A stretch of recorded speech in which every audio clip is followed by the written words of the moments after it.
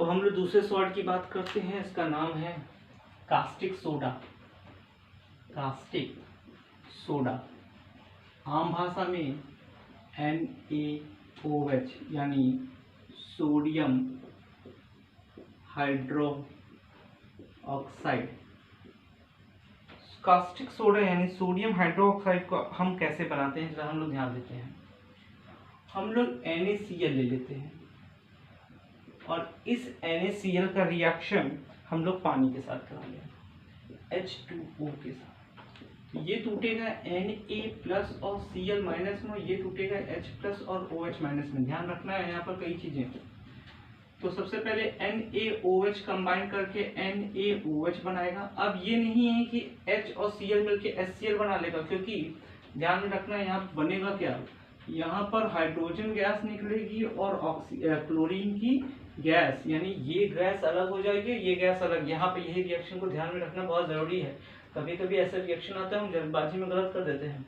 NaCl का reaction H2O के साथ रिएक्शन करेगा तो NaOH और H2 और Cl2 बनेगा, यानी तीन अलग अलग चीज बनेगी। हमारा NaOH जो हो जाएगा वो सोडियम हाइड्रोक्साइड हो जाएगा, हाइड्रोजन गैस भी निकलेगी और क्लोरीन गैस। और हर एक प्रोडक्ट जो यहाँ पर निकल रहा सबका अपना अपना एक इम्पोर्टेंस है। फॉर एग्जाम्पल अगर हम लोग बात करें कि क्लोरीन की, तो क्लोरीन पहले ही मैंने बताया था कि वाटर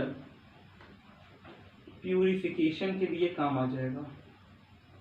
अच्छा, अगर हम बात करें हाइड्रोजन की तो ये एज ए फ्यूल यूज हो जाएगा। अगर हम बात कर लेते हैं NaOH की, तो ये डिटर्जेंट और सोप के लिए यूज हो जाएगा, डिटर्जेंट और सोप के लिए यूज कर सकते हैं। अब एक चीज और हो सकता है कि अगर हम NaOH और Cl, हम क्या कह रहे हैं, NaOH और Cl दोनों मिला देंगे तो बनेगा NaOCl2। ये भी एक ब्लीचिंग पाउडर का ही काम करेगा। तो ये दोनों मिलाने पे क्या हो गया, एक ब्लीचिंग पाउडर तैयार हो गया। और अगर HCl मिला दे रहे हैं तो ये केमिकल तैयार हो जाता है जिसको हम कहते हैं HCl। और हाइड्रोक्लोरिक एसिड जो होता है वो अमोनिया क्लोराइड और दुनिया भर के प्रोडक्ट को बनाने के काम में आता है। तो ये बात होती है कास्टिक सोडा के बारे में। अगला जो हमारा आता है उसको हम लोग कहते हैं baking soda. Baking soda, caustic soda कहीं ना कहीं रिस्पॉन्सिबल होता है बेकिंग सोडा के फॉर्मेशन में भी।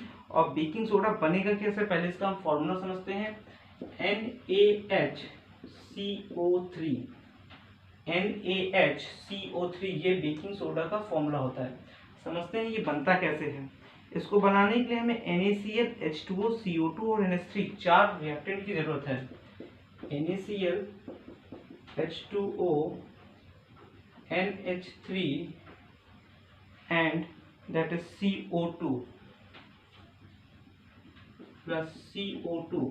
तो यहां से बन जाएगा NaHCO3 plus NH4Cl, NH4Cl and one more product will be there, that will be your NaS, this is NaSCO3 and NH4Cl। तो यहाँ पर हमें दो सॉल्ट मिल रहा है, एक NaCO3 भी मिल रहा है और एक NH4Cl। तो हमारे यूज का ये वाला है, इसको हम लोग नाम क्या देते हैं, बेकिंग सोडा। यानी जो खाना बनाने के टाइम, जो पकौड़े बनाने के टाइम हम लोग बेकिंग सोडा यूज करते हो, क्रिस्पीपन लाने के लिए जो होता है उसको, उसमें हम कौन सी चीज डालते हैं, बेकिंग सोडा कहते हैं। अगर बेकिंग सोडा डालते हैं तो खाना जल्दी भी बन जाता है। तो अगर हमसे कोई पूछता है कि इसका यूज क्या होता है तो हम कह सकते हैं कि पकौड़े को जो होते हैं उनको क्रिस्पी बनाने के लिए हम लोग बेकिंग सोडा का क्या करते हैं, इस्तेमाल करते हैं।